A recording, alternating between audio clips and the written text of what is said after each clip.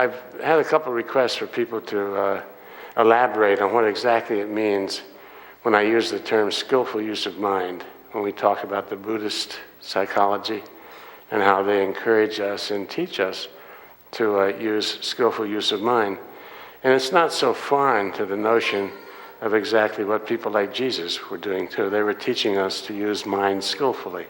Paul alluded to it in his teachings where he talked about whatsoever things are pure, whatsoever things are just, whatsoever things are lovely, whatsoever things are of good report.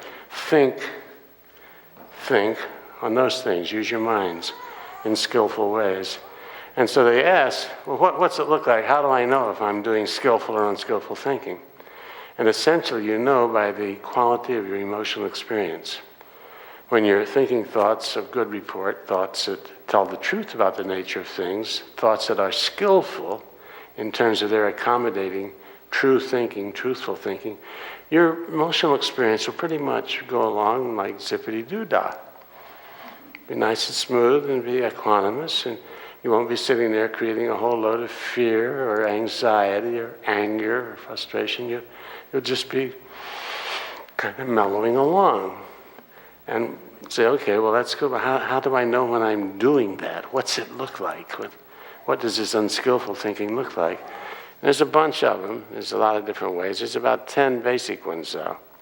And the ones that we'll talk about here for a little bit, a pattern of thinking. So think of unskillful use of mind as getting stuck in a pattern of thinking that produces versions of reality that are extremely difficult to stay mellow with and content with. They're versions of reality that are not true, basically. But you're filling your head with a whole bunch of false stuff. The first pattern of thought that we use quite often is called all or nothing thinking by the cognitive guys. Now, anybody got an idea what all or nothing thinking might be referring to? How many of you have ever come home as a kid with a report card? And you were pretty juiced when you brought this one home. I don't know how common it was for you, but every once in a while I'd score one that had a whole bunch of really good high marks. But there would always be one little culprit there with a D or some. And invariably, they'd look at the report card and what would they say?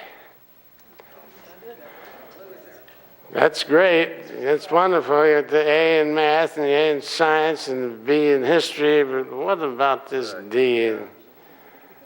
I got a D. What about a D? All or nothing thinking. All or nothing at all. And we'll do that. So the next time you find yourself caught up in that, and that leaks into many areas of our life. You can have it in your economic life. You can have it, How many of you say, if I could just get a little more money on my job, pardon me, Phyllis, go ahead. Golf, you have one or two big holes. Oh, yeah. Perfect example. How many times have I done all or nothing thinking?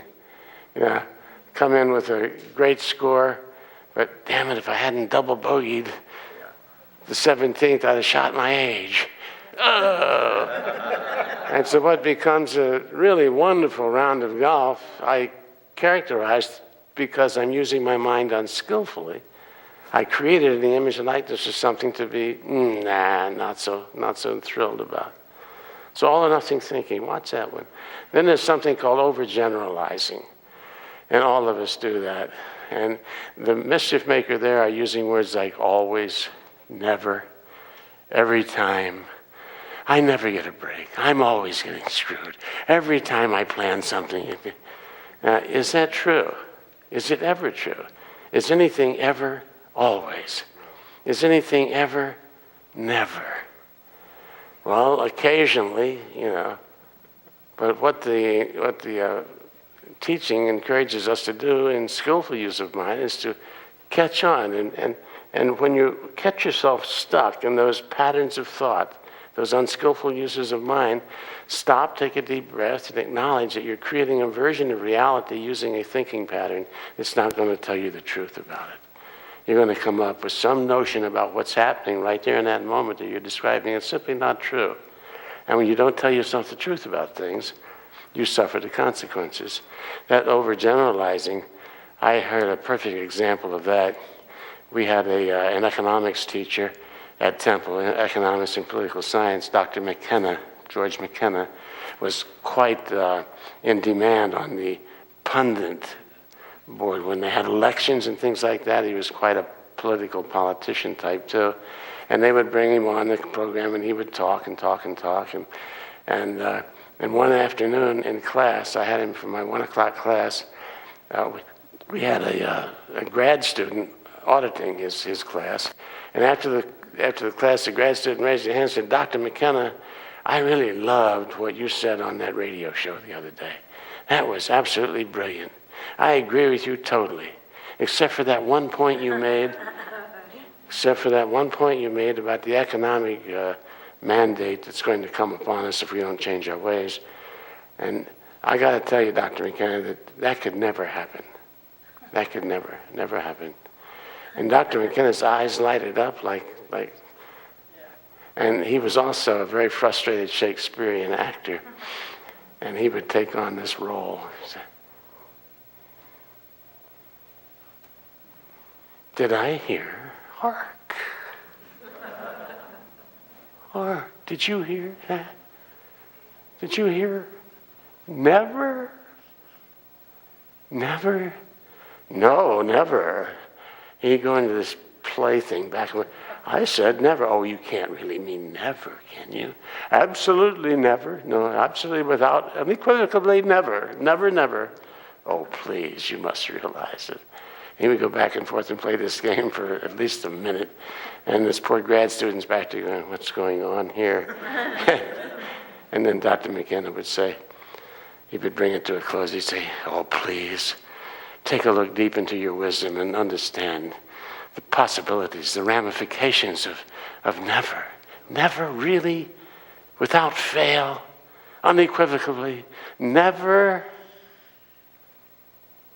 And he'd take the other role and he'd go, "Well, hardly ever." And then you've got the way out. And that's what most of it is, hardly ever, sure. We get all kinds of things that happen, but not everything is never, ever. And when we tell ourselves that, "I never get a break, I hardly have a chance," that's not so. That's not so. That's not true. We're basing our life in on a falsehood, and it doesn't get very rich when you go around filling your mind with all the nevers and every times. So that's a couple of them. Unskillful. Those are unskillful uses of mind. Then there's one called magnifying and minimizing things, the blowing things up all out of proportion to their true value. There's a perfect example of that in a wonderful movie. What's the name of it? A Big Fat or a Great Fat Greek Wedding? Or My Big Fat Greek Wedding.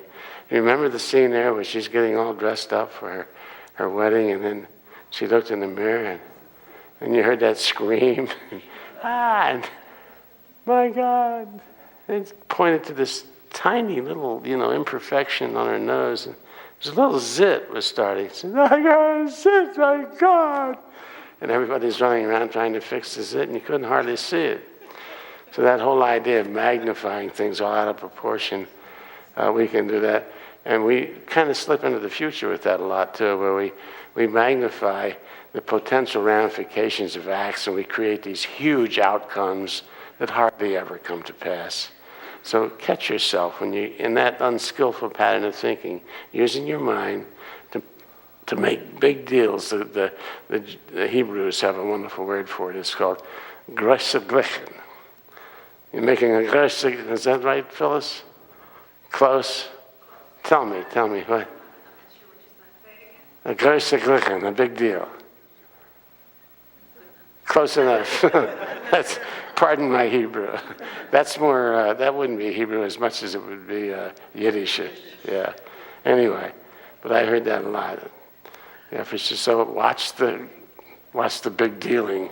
Letting your mind turn loose in that. It's Geschichte? I shall remember that. Okay. And then that's the magnifying and minimizing. Then the D is a beauty, and we all do this to one extent or another. D is something that the cognitive guys call disqualifying the positive. Albert Ellis used to refer to it as preserving your turdhood. That's how he said it. I'm only reporting here. And what that involves is when you find yourself in a situation, for example, when somebody's paying you a compliment. God, that was a wonderful piece of writing you did in the last newsletter. Thank you so much for bringing that idea out with such clarity. Oh, it was no big deal. No, nothing. Did a lot of research on the net. And, disqualifying the positive. Boy, you look great last night. What an outfit. Oh, this is something I picked up at Goodwill. Yeah, I got a great deal on it for $10. And on and on, and on and on we go. Every time somebody lays a compliment on us, we feel this incredible urge to discount it somehow. Boy, you guys were really on the other night. Fabulous. Yeah, except for that sharp I got there in that one song, and I got that a little flat, and my timing was a little late on. Huh? What's that about? Disqualifying the positive. Where does that come from? It speaks volumes about your essential self, of your essential notion of yourself. If you're walking around convinced, like Albert Ellis says, that you're just a turd in the toilet bowl of life, and every time somebody pays you a compliment, what must you do with that compliment to preserve your sense of your identity? You got to discount it. You absolutely must. And there you go, until you bump into somebody who says, that's ridiculous, and maybe they invite you to consider unskillful use of mind. And that's a major unskillful use of mind. Don't do that. Or when you catch yourself doing it, stop and say, no, not so. Not so. That was a great talk. Or I did look grand. And thank you. Thank you for acknowledging that. And you guys were beautiful. Thank you. Wonderful. Full, rich voices. You got immaculate timing and everything. Well, don't stop. She's healed. Bless her. Got her covered. And then the another one, the fifth one in this collection of unskillful uses of mind is jumping to conclusions. Whoa, is that a mischief maker? If we could just do one thing, of all the different ways we use our minds unskillfully, if we could get a handle on jumping to conclusions and not allow that to enter into our reality base, we would save ourselves so much totally unnecessary suffering. You just can't believe how much of it goes on. That is the result of creating fanciful versions of what the next day might hold. Jesus spoke to this beautifully. Remember the scripture where he just gave us the key to never, ever again creating a big charge of anxiety over creating an imaginary version of what tomorrow might hold. Remember that? Take ye therefore no thought for the morrow. The morrow shall take thought of the things of itself, he taught. Sufficient for the day is the challenge thereof. Boy, is that freeing and liberating?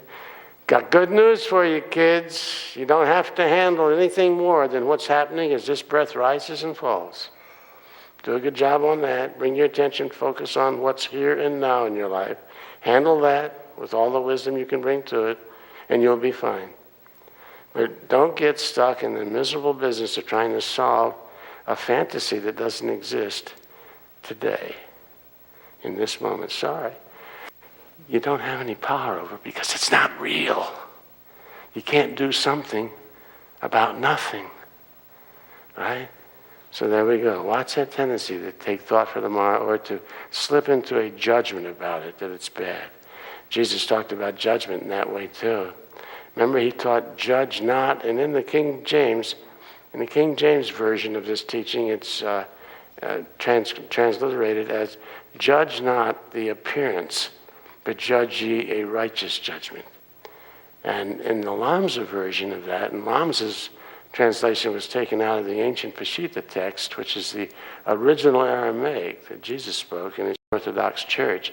In that translation, it says, judge not the partiality, but judge a righteous judgment. And that made a whole bunch of sense to me. How many of you have gotten all out in a tizzy about your sense about something and you were sure that it was going to go this way, but it turned out to go a completely different way.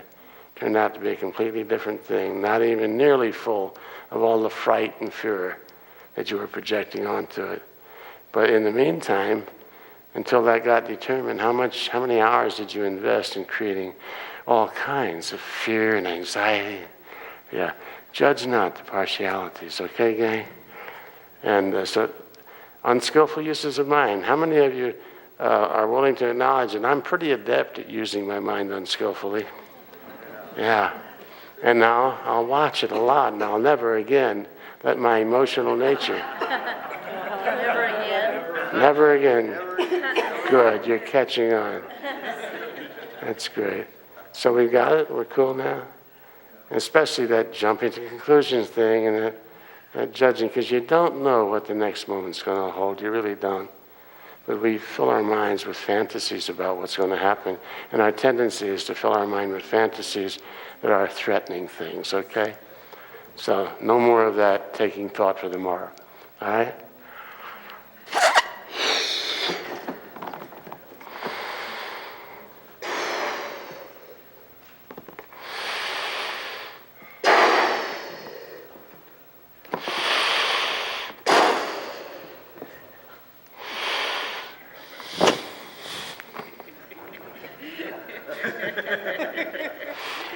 You're not in the now, are you? She's out there sometime in the future when this baby's going to blow. And if nothing changes, if it continues to be filled with air, eventually it's going to blow. You know that, but the trick is not to know that it's going to blow, but when it's going to blow. And so far, so good. Bang! Ooh. And that's what God has given us, something called a relaxation rebound. When something like that happens, and none of us really enjoy loud, sudden noises. That's one of the few things we were born with in terms of fear and anxiety. Loss of support, you'll get a startled response from a little infant if you suddenly go, take the support, and with loud noises, do that. That's about it.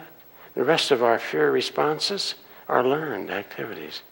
And that thing's going to go. So I say this to you, it makes sense to me to say, so far, so good, and instead of practicing disaster way before it's needed, wait till the damn thing pops. And jump, and 30 seconds, you've cleared it, and you're out of there.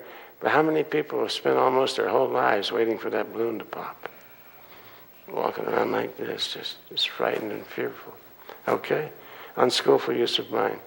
Because most of our stuff never really occurs the way we imagine it. I think it was Sam Clemens, Mark Twain, once suggested, I've had hundreds and hundreds of terribly frightening things occur in my life, a few of them which actually happened. Most of them were imprints on the mind. So just...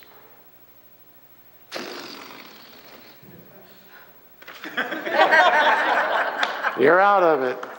Thank you, guys. All right.